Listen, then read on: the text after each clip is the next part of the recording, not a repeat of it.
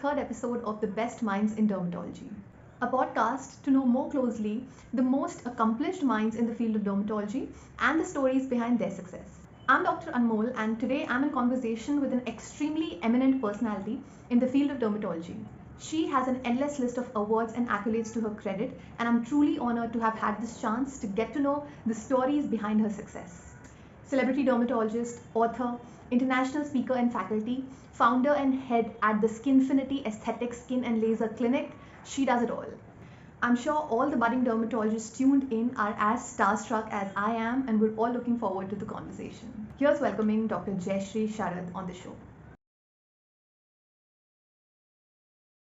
A very warm welcome to the show, ma'am. I would like to thank you once again for taking out the time to do this.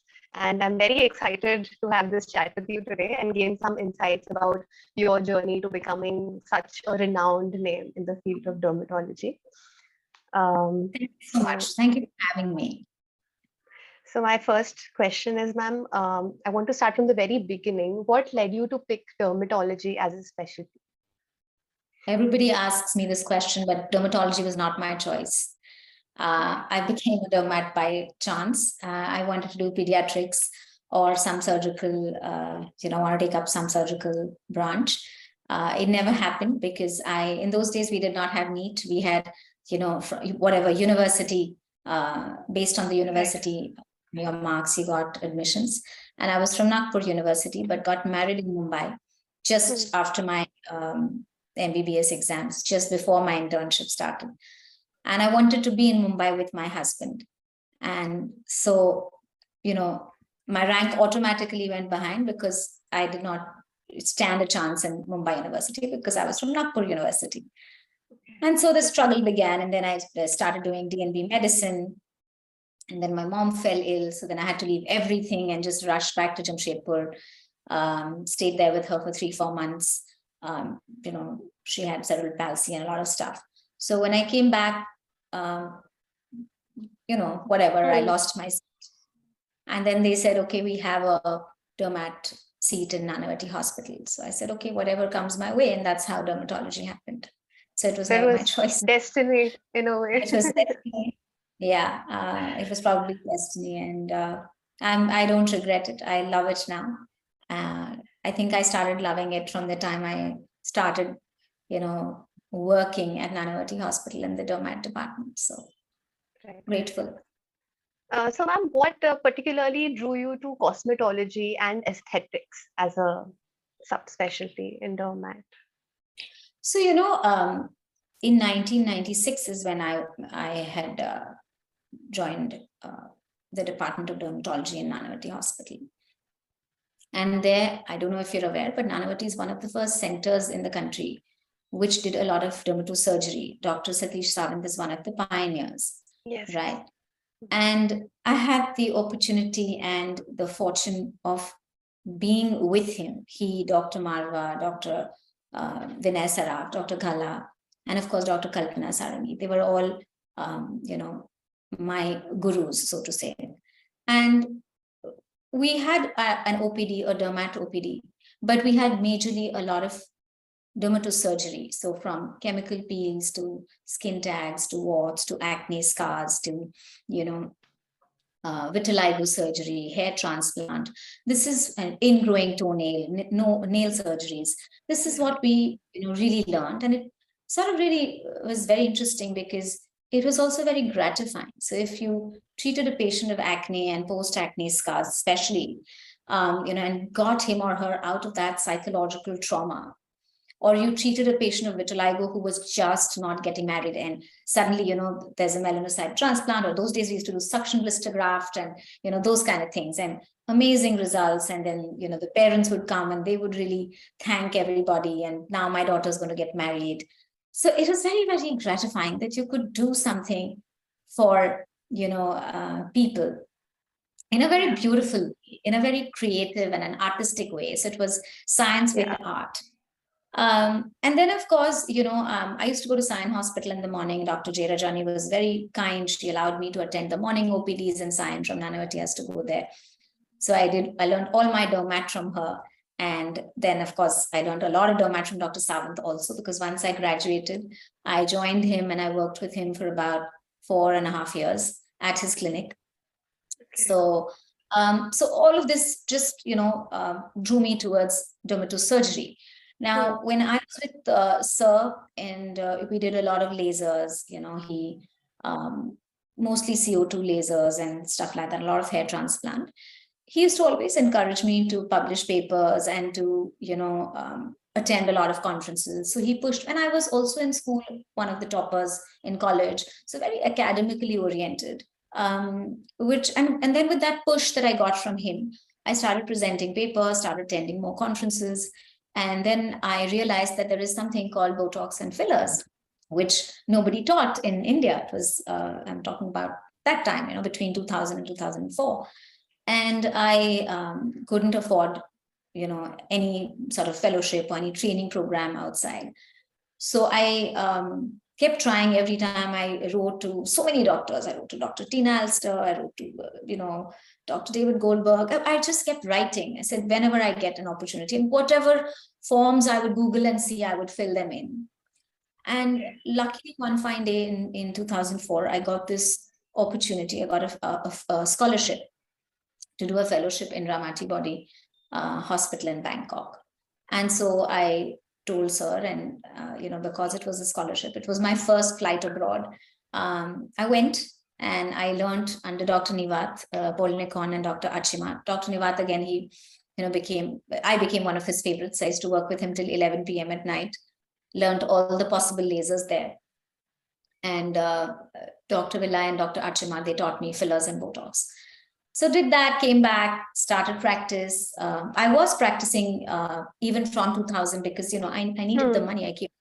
I had to take care of my siblings. My dad wasn't working. My mom had passed away. So I started work immediately after I cleared my dermat and without waiting for a day. And Dr. Sawant was kind enough. So he allowed me 3 days a week in his clinic, and 3 days I was practicing. So somehow collected money, because scholarship was only, you didn't have to pay for the fellowship, but the stay, the flight, and everything. And then went, learned, came back, started my practice. I used to go to 5 different polyclinics, and I used to go to MGM Hospital in New Bombay. My husband was in New Bombay. He was a surgeon that time. He was earning some 6,000 rupees, and I was getting some 4,000-5,000 rupees. And it was a nice journey. And and then finally in 2006, I opened my own branch, Skinfinity. It's a small little clinic in Vashi. And so started doing things. I was one of the first cosmetic dermatologists in New Bombay. Nobody was doing it, and nobody had started lasers, and nobody had talked about fillers and Botox and this and that. So I was one of those first. And then what happened was, I was doing a lot of lecturing because I went to Bangkok, and I got this radio frequency device for the first time to India. People had not heard of it. Thermage was not unheard of at that time in India. So then this was a poor man's Thermage, this radio frequency device that I got from Bangkok, because obviously you can't afford Thermage. It was doing well. I went and met Dr. Rekha Sheth. I showed her the device, and she said, yeah, speak about it at CDSI. So I spoke about it. There was an award paper. I won it. And then, we got a distributor in India, and then, went and started speaking all over various cities, teaching people how to do this radio frequency. And then I got opportunities to speak all over Southeast Asia. And then there was one of the page 3, she's a very good friend of mine today, celebrities a very renowned, Dr. Henry Chan, he's very renowned. He's the laser guy. And he, she went to him for some skin tightening, and he said, go back to India and do this from Jaishree and hunt for her. She's in Mumbai. She's like, how do I do this? Cut to, she somehow figured out and called me. And I said, but I'm in New Bombay. She said, I don't care. I cannot travel to New Bombay. You got to do something. And then there was another friend of mine, Karan Oberoi, who used to live in New Bombay, but he moved to Bombay. He's a TV actor, singer. He also was like, now I can't keep traveling to New Bombay for my skin issues. You've got to come this side. So that's how the move happened. Went to a small little 300 square feet clinic 3 days a week in Bandra. and 3 days in a week in New Bombay and Vashi. So more or less started at the same time. This one started in June, the other one started in November, some, span of a few months. And that's how the journey began. So it began with that chotu 300 square feet. By God's grace, now I have 3,000 square feet clinics, one in Vashi, one in Bombay. Yeah. Wow, ma'am, that's a very, very impressive journey. You mentioned that you were one of the first people to start a cosmetology practice. You basically pioneered it. So when you began, did you have a hunch that it's one day is going to be such a big, most desirable subspecialty in the future? So, I really, now the thing is that I did travel after that. I traveled a lot. I went to the US, I went to Europe. I was always getting opportunities to speak, which is why, as faculty, right from 2006, which is why I had a fair idea that, maybe in India it's going to take time, but then this is certainly the next big thing. So that happened, because there was a lot of exposure when you go and you speak and you meet people and you understand a lot of things, and you know that you can make people feel more confident when they look at themselves in the mirror in the morning, and then through the day it takes them through. You sort of know that probably this could be one of the big things in future. Right.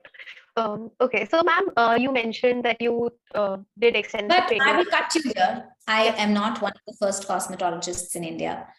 I'm one of the first in New Bombay. In Bombay, right? In New Bombay. So we had pioneers like Dr. Rekha Sheth. She's no more, but she is the pioneer. She's the pioneer in India. Then, of course, we have, we had Dr. Sawant then, who was doing dermatosurgery, and then there was Dr. Bail, who was doing a lot of vitiligo. So they are the big pioneers. I was one of the first in New Bombay. So nothing New Bombay. That's modest, ma'am. Anyway, so you mentioned that after post-graduation, you did extensive training abroad through fellowships. And I wanted to know that, do you think in the current scenario, the cosmetology and aesthetics fellowships in India are at par with those abroad in terms of learning and gaining skills? Or do you think that abroad will give you more of an edge than coming back to India? Can I be very honest with you? I think Indian teachers are the best. And I'm not saying it because I teach, but I'm saying it because you really get to learn so much in depth. All these workshops that are conducted, whether it is at AXI or at CDSI, or even Dermacon has started workshops. And then you have individual trainings now. The companies are giving a lot of trainings. There are certain fellowship centers. AXI has I have an AXI fellowship center in my clinic. So Dr. Venkat has a full fellowship center. Dr. Nitin Dhepe has a center. A lot of them have. Dr. Maya has a center. I think they are just amazing. Nobody needs to go abroad. I went because I had no choice. No choice, right? And what did I do there? I was an observer. I never got hands-on. It's just that later on, I just was so hardworking that I impressed those teachers of mine who said, "Chalo, abhi, come on, do it." But otherwise, you don't get that, So I don't think you now need to go anywhere. You get everything here, and you get more than sufficient here.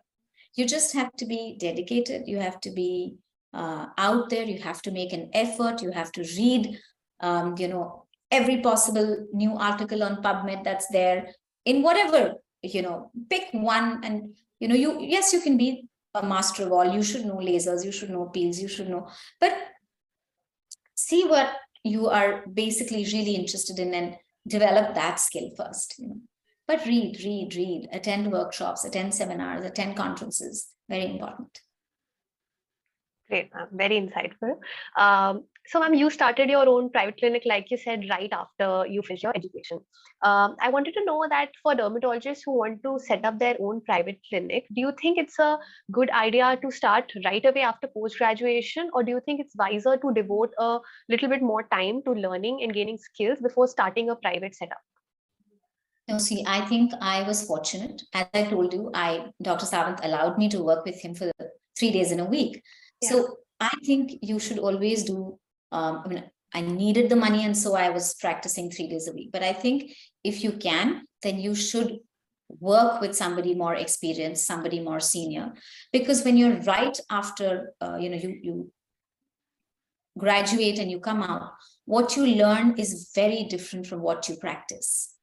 Okay, especially private practice, it's completely different. And so it's administration, it's a lot of the overheads, the marketing, the handling of so many things, handling staff, also the way you treat a patient, the way you talk to a patient, the way you try and convince a patient to do a treatment, is very, very different. The kind of medicines you want to give, when you're studying, you don't really realize you can give the most expensive or the cheapest ones. Here in practice, especially if you have a practice like mine, if you give a very cheap medicine, they'll say, what is this? And at the same time, if there's something very expensive, there are people who can't afford it. So it's not so easy. You need to balance the whole thing.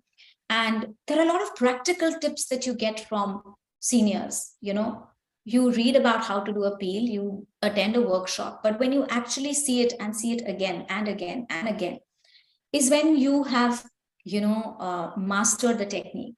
You learn, you see, you observe, you read, then you do it yourself, and then you make mistakes. And then you have 10,000 questions in your mind as to what happened. And that's how you're going to learn. But if you just start off on your own, you will not have a guide who will teach you as to what went wrong. Yeah. Okay. And what are those tips and tricks? There are lots of tips and tricks for every procedure, which are not taught. You will not learn when you read them in the books. Right. Ma'am, when you started initially, what were the biggest challenges you faced in the initial period of starting your own private clinic? See, in Vashi, I had a small little 100 square feet room and an extension, and I had no support system. I had no money to buy anything. So all I bought was a cautery machine, right? And then to convince a patient in those days, now it's very easy, but in those days, to convince a patient that, we could, and, I did get a cryo cylinder because Savan sir really believes in cryotherapy, and I still do it in my clinic. He still does it in his clinic, or Sushil, his son, does it in his clinic. So I just had that. But even to convince a patient that, listen, there's something called cryotherapy, or maybe you could do a peel, and a peel will cost you so much, maybe 500 rupees per peel or 600 rupees per session, was a Herculean task. First of all, people thought, a lot of them still do today, that, skin is, the importance wasn't given to skin unless you had an issue, unless you had a tinea or an eczema or, something which was really bothering you.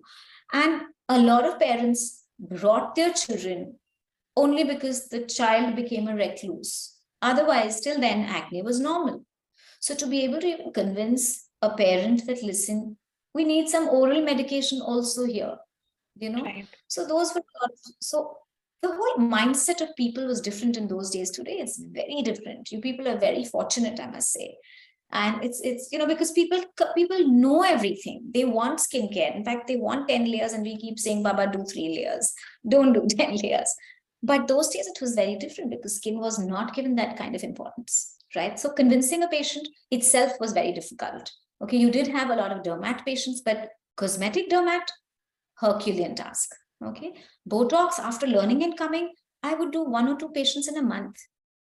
So it was very frustrating. Fillers, 1 syringe was like a patient wanted like some dramatic, glorious makeover with 1 syringe. 1 syringe is 1/5 of a teaspoon, right, of hyaluronic acid. What is it going to do? So you had, and then of course the whole thing about, which is still, a lot of people still believe that, Botox is a toxin, or it's going to freeze my face, or filler is artificial, and this and that. All that was there. But even things like chemical peels or radiofrequency skin tightening, people were not up to it. So to convince them was difficult. The second, as I told you, was infrastructure. I mean, you need good infrastructure. The third was staff, right? The fourth was, how do I buy these lasers? So I used to, initially in 2004, I used to take my patients to Dr. Marwa's clinic. Dr. Marwa was very kind, Dr. Harvinder Singh Marwa. He, to allow me, and I used to take my patients, and there was like a little whatever rental, and which I would give him, and I would do my laser hair removal there using his laser because I couldn't afford one, you know. Yeah. So those were the kind of hurdles, but gradually, things picked up, and yeah, and then of course now people are really aware, so it's easier. And I think when Kaya came in and they really marketed laser hair removal and peels and this and that, things actually became a lot more easier for us. I think we have to really thank Kaya with our generation, because then people started understanding, because we never had the money to do marketing. Forget the money, we didn't even have the IQ or the thought, because we were clinicians. We were not women or businessmen. So the idea of PR and marketing and this and that, I mean, I still don't have a PR. I have actually just hired a PR yesterday for my new book, which is going to be released, and that too only for 3 months. So otherwise, people come and ask me, your PR. In fact, I got PR, even now. So, but I know that now youngsters begin with PR and marketing and all of that. So Kaya, I think, really did that to us, because a lot of people, it was like free marketing, because then it was free awareness, because then people knew that, oh, there's something called laser and there's something called peel, and you can do this and you can do that. So yeah, that's what it was. Right. Ma'am, talking to you about cosmetology in particular, you're one of the most established people in the field. In the current scenario, do you feel that aesthetics and cosmetology as a specialty are rapidly becoming saturated, considering the fact that most budding dermatologists want a career in aesthetics? I think the saturation is not because most budding dermatologists want to be cosmetic dermats. There is a lot of quackery. Ideal is fighting for it. There are a lot of non-dermats, non-plastic surgeons who are practicing cosmetic dermatology, right? Right. I know I have clinics down the lane where, it's like a beauty center or a parlor or whatever, and they get lasers on hire, and they do every possible thing from Q-switch to, hair removal to fractional lasers. Everything is done there. Somebody comes and does Botox once in a week there. You have those kind of setups. And then you have setups where these very elite, chains, where there are people who are not dermats, who are, other specialties, or they are homeopaths, or they are whatever, other practitioners, who you won't even realize or know that they're not dermatologists, because the practice is so flourishing, because the marketing is and the PR is so strong, right? And nobody in our country goes and looks at the degree. So I think there it is going to get saturated. It is going to be a tough thing, because I'll tell you something out of personal experience. Now, when suddenly a couple of months back, my staff said I have 3 laser hair removal systems, okay, and we were always booked. And suddenly my staff said, we don't have patients for laser. After from 2004 to now, and suddenly there are no patients for laser. And I'm like, what happened? And then we analyzed and reanalyzed, and we figured that people are now, just something that we would probably charge 4 times or maybe even 10 times more, the rates were really down. A, because of the type of laser. B, because there were these chains, which buy lasers at a cheaper cost. For us, it's an individual practice. When you have an individual practice, overheads are very high. So you go and buy one spectral laser, it's about 60 lakhs. You buy one cool sculpt, it's about 1 crore. So the overheads are too high. Whereas if you are in a corporate setup, where you're just going and working, they're just buying things because, or if you have an investor, you don't have to worry.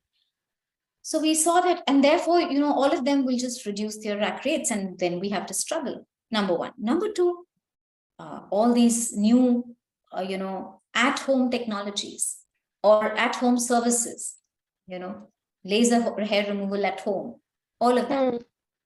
So obviously then, people are like, oh, chalo, hair removal hi to hai. We'll do it at home. And this happened.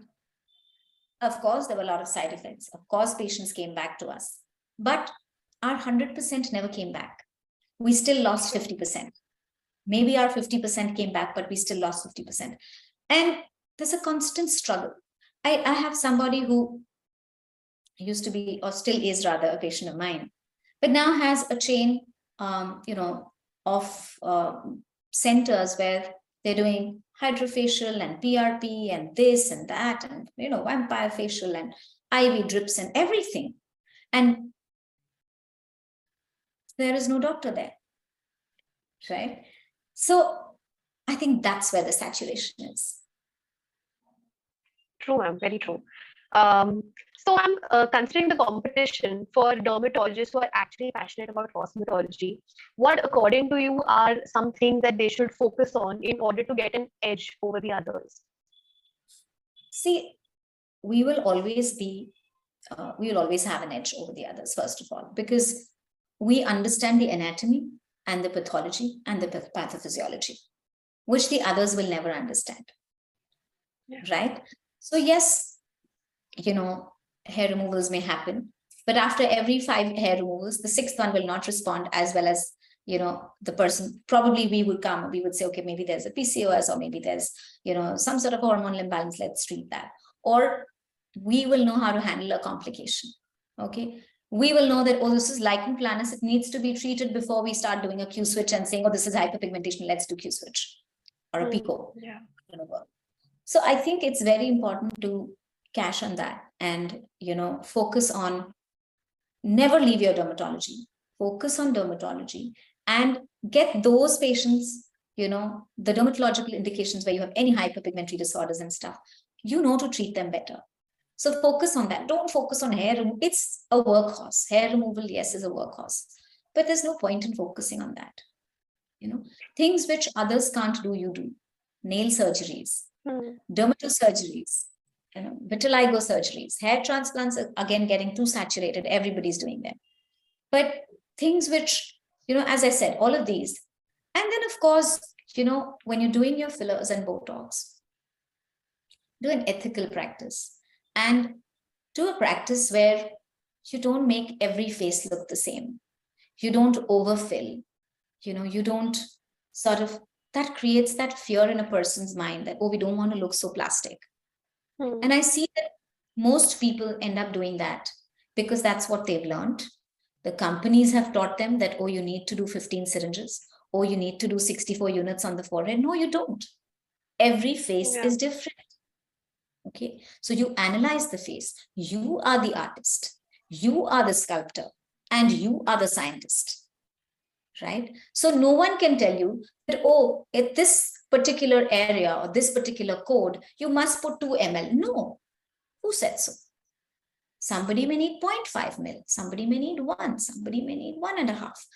Every face is different. So please, that is my sincere request. Yes, imbibe, learn.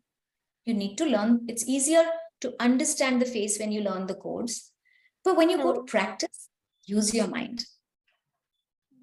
Okay. And understand that you can enhance certain features on the face. But you can't sort of try and make it look like somebody else, or measure with whatever calipers and say, oh, this much and this much. It's not math all the time. Right. So if the artist is very good, or if the sculptor is very good, every painting will never be the same. But if you do those measuring, you have those grids, you make those grids and then you paint or you draw sketches. My father was an artist, so I know. Then you can make every face look similar. And that's where you lose. Correct.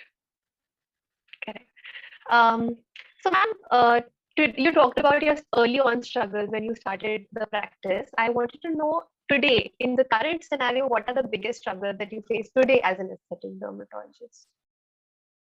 I find it very difficult, honestly, to run a clinic on the days that I'm not there in the clinic. As I said, I have 2 branches. I have one in Khar and one in New Bombay. And because there are so many peripheral non-dermatology glorified parlors or clinics, running the show in terms of, you've got to do the other things. You've got to do peels, you've got to do the hydrofacials, you've got to do the radiofrequency tightening. All of that is a package. You have to run the clinic. So the clinic, if you're not there, the clinic has to be functional. And back in the day, we did not have an issue. The clinic was functional. There were 2 assistant dermatologists who ran the show. So when on the days that I was in Khar, the clinic was functional here. On the days that I was here, the clinic was functional there. But now it's getting a little tough because there are lots of smaller things which have cropped up everywhere. The competition is way too high. Sometimes it's a little nasty because there's a lot of price cutting. That's where it gets a little difficult, and there's a lot of poaching. That gets difficult. And I think as dermatologists, at least we should stand for each other. And you will know, I can proudly say that I never, if there's a patient who comes to me and starts complaining about another dermat, my red flag is up. And I will not do a treatment on that patient because I know that this patient means trouble. Because if he or she is talking about somebody, I will be the next person. That's number one. Number two, I will never, even if I know that there's something wrong, I will never say that, oh, there's something wrong. You've got to stand and support each other because there are so many other people out there, non-dermats, So that's something that's very challenging. The second thing is, the social media, which gets very difficult because people are, left, right, and center. You have people talking about serums and actives, and you should use this, and this is the best cream, and this is the best thing. That sometimes when you write something, the patient questions you, are you sure you don't want to give me a retinol? I'm like, yes, I'm very sure. Are you sure you don't want to give me a vitamin C? Like, your face is full of acne right now, girl. Let it settle down. Right. So there's a lot of information and misinformation out there. And a lot of people want to look like others, like their favorite stars or their favorite influencers or Kylie Jenner or Kendall Jenner or, all of these different people. I forgot who was that, Bella Hadid, and I want the fox eye, I want these lips, and I'm like, girls or even boys for that matter, they want to look like BTS Jin all the time. So it's not easy. Your lips are your lips. You're not going to be able to give, you can't look like somebody else. There's a lot of body dysmorphic disorder going around, right? Thanks to social media again. These are some other challenges that we face these days. And they're major challenges. And so that's one. And then, of course, in our country, I don't know when we're going to open up and say, okay, yes, I have done a filler or I have done a Botox. Because I'm an injector. I'm very passionate about teaching and, doing injections. In my clinic, I only do injections. Everything else is done by my assistant, my associate dermats. So people would do it. They will, hide. They will not talk about it. They will say it's good food, it's yoga, it's face yoga, it's, adequate sleep, and it's this and it's that. But they don't want to give credit to the filler or the Botox. And I think that's a big challenge, that please come out there, just like you go and exercise or you go and fix your teeth. There is something available and you're getting it done. And what's the harm in it? True. Let's see in days to come. I think the younger lot are a little bolder. Maybe your generation, the millennials and the Gen Z, are very bold, I think. So I think it'll be easier 10 years down the line when I would be, probably hibernating and saying, okay, now so I think it's going to get very easy for you all. But yeah. Okay, ma'am. So I have just a few more questions, more about you. We've talked a lot about dermatology now, but a little bit more about you, ma'am. So I want to know, early on in your career journey, is there something you felt that you did radically different from your peers that served you in the long run?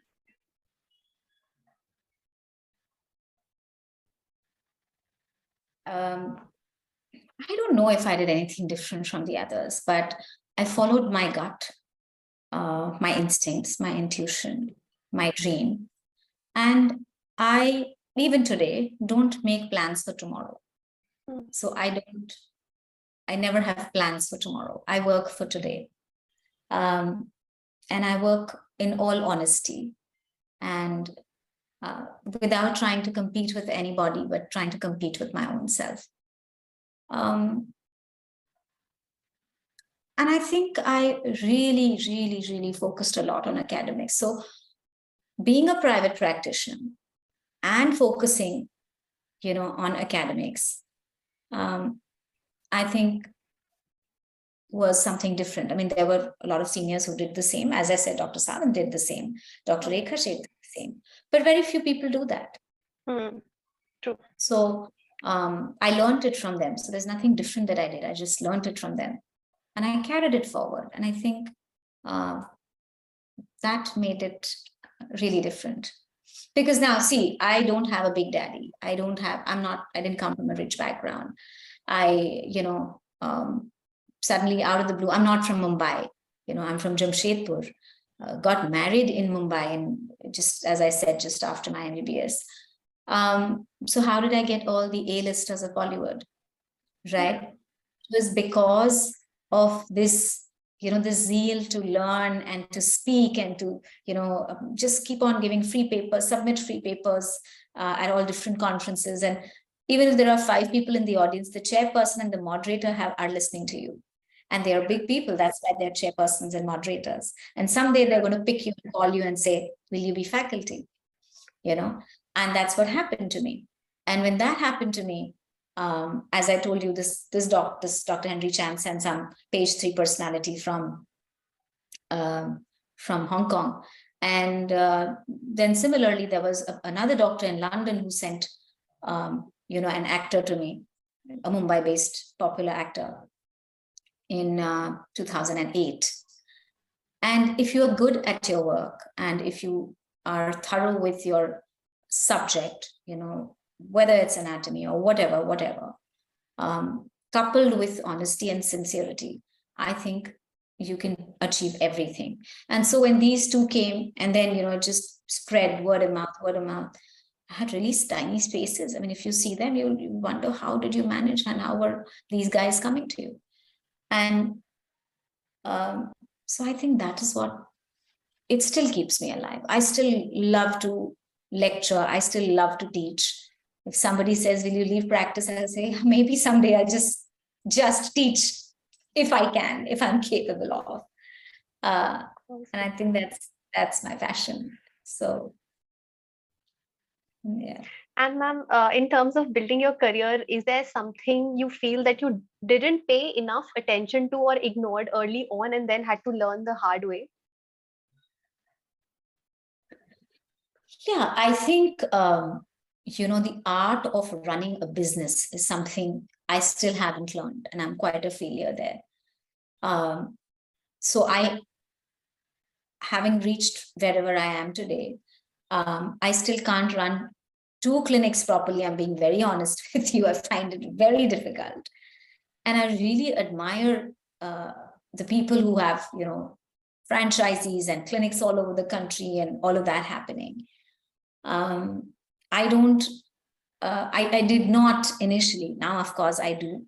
I did not have that insight to how marketing is done and how PR is done and how, you talk about your treatments. Even today, I don't have visiting cards. So when I go to a party, I will not introduce myself as Dr. Jaishree Sharad. I just say I'm Jaishree. I won't tell people that I am a dermatologist. I'm not boasting about it. It's not a great thing. I think you should go out there and tell people that, look, I am a dermatologist. I know of friends who, have actually on flight made friends with people or with the crew and said, okay, hey, I am so and so, and why don't you come to me? I can't do that. So I think there's a skill in that, and I still can't do it. So it's okay. Yeah, I think you have to learn everything in today's day and age. Thankfully, thanks to lockdown, I learned Instagram, and then thanks to my American friends, I learned that you can also go out there and dance and portray whatever you want to talk about. You can actually do it in a different way, in a more engaging way. Although initially a lot of people did oppose, and because they didn't know that the people in the US did it. It was very normal. But I was the first one who was doing it here, and I received a lot of flack as to, she's dancing and she's doing this, or she's singing, or she's doing. But eventually everybody followed. And I think that's important, to keep at pace with whatever is happening, to upgrade yourself, not just in science and in your field, but also keeping yourself abreast and updated to what is happening around in the world. Otherwise, you'll be left behind. I follow you on Instagram, ma'am, and I love your reels. So, Thank you so much. ma'am, what does a regular day in your life look like? So, there have been phases all my life. The initial years were a huge struggle. Then, I used to, and I used to see, as I told you, I was going to 5 polyclinics and I was going to MGM hospital and all of that. And then, so working, leaving the house at 8 in the morning and reaching back at almost at midnight was the routine till about 2000. So the first 10 years of my practice. And then, then it became more of course, it was solo practice from 2006 and one hospital. But still, I used to see patients till 11:30 at night. And then from 2011, I said, no, last appointment should be at 9. It cannot be 11. And then, you started realizing that there has to be a work-life balance. And I think gradually I started cutting down. And the last maybe 5 or 6 years, there's an amazing work-life balance. I follow a great discipline in my work. I don't waste time. Okay. A lot of medical representatives will feel that probably I'm arrogant, or we don't get her time and we don't this and we don't that. I feel it's a waste of time. Something that you can do online. Okay. It's okay. Face value is there. You come once in a month, once in 3-4 months, and show your face and say hi and go. But don't waste your time and my time by coming every month and just, So I'm very strict about that. I'm very strict about, when I am at home, you are not supposed to disturb me. So I have a different phone number for patients. My patients don't get my phone number. They don't anymore. And even those handful who get, I've put my phone off on Sundays. I don't switch it on. So I'm not available, unless it's a workshop day or a training day or whatever. But otherwise, I'm not available. When we go out for family dinners or a movie or whatever, I don't carry my phone. I just don't carry my phone. Every evening when I go back, not every, but 3 days a week when I'm in New Bombay, I live in New Bombay. So I go back home by 8. I'm home by 7:30, 7:45, I'm home, because I told you I've reduced my practice, my hours. So I reach home by 8 and I go for a walk with my husband. I'm out for an hour. I don't carry my phone. So, you've got to have that balance. When I travel abroad, I don't carry my phone. I have another phone with a number which only my husband has. My staff doesn't have access to me. Okay. Because my doctors are well trained. And if there is a real emergency, my husband is informed and he will tell me. And so I will go for a conference. And if it's a 5-day conference or a 4-day conference, I'm lecturing for how long? 1 hour? If it's a 15-minute, 20-minute, chalo, I've given 5 lectures. Recently, I went to Denver. I did a plenary session there. And I did 4 other lectures. So I had 5 lectures. How much time? 1.5 hours? What do you do the rest of the time? You meet people, you make friends, you enjoy every lecture, you go out in the evening partying, you take some time to go and do some sightseeing because you don't have your phone. You've left the Indian baggage and come. So I really enjoy my life that way, whatever I do. I'm not a party person, so it doesn't bother me. Today, like if you ask me what my day is like today, I wake up very early. Then I sort of do a little bit of meditation. 3 days a week when I'm in Vashi, I exercise. The other 3 days I have to leave for car really early. I leave by 7:30 or whatever.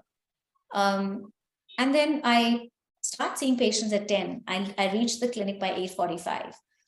But that is my me time. I make my breakfast. I sit in the balcony. I have a nice space in car. So that's my me time. I listen to a lot of music. I learn music. I learn Hindustani classical. So I practice. I have a keyboard, small keyboard there. I have my big keyboard, I have a small one in the clinic. So I practice. All of that happens. And by 9:45, my staff start coming in. And that's when I have, my 1 hour quarter or 1.5 hours sometime. That me time is done. So I give a lot of me time to myself. I do not reply to, I don't answer phone calls in the clinic. The phone is lying in my drawer. And of course, it's a bad reputation I have. Everybody says you never answer your phone. That's because my phone is on silent and it's in the drawer. So that when I'm with a patient, I'm not distracted.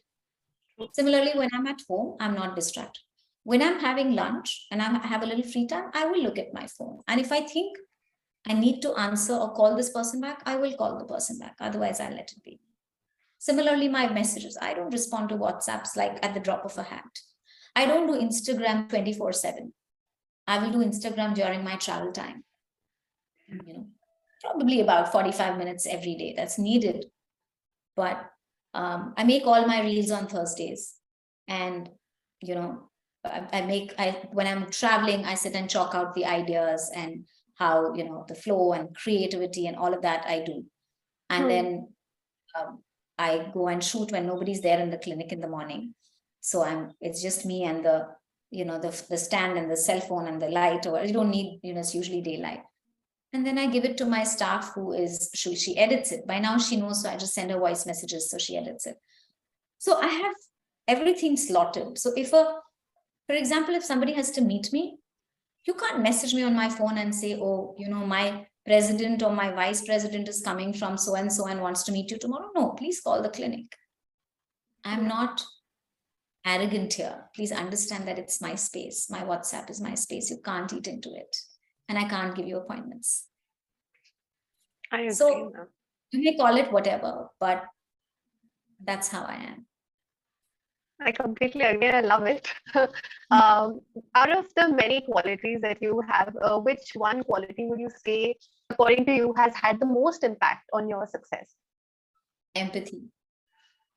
I think I can proudly say that, if there is some little side effect, I can't sleep through the night, even if it's a PIH or a small little scab. Till the patient gets okay, I can't sleep. And I will take personal care.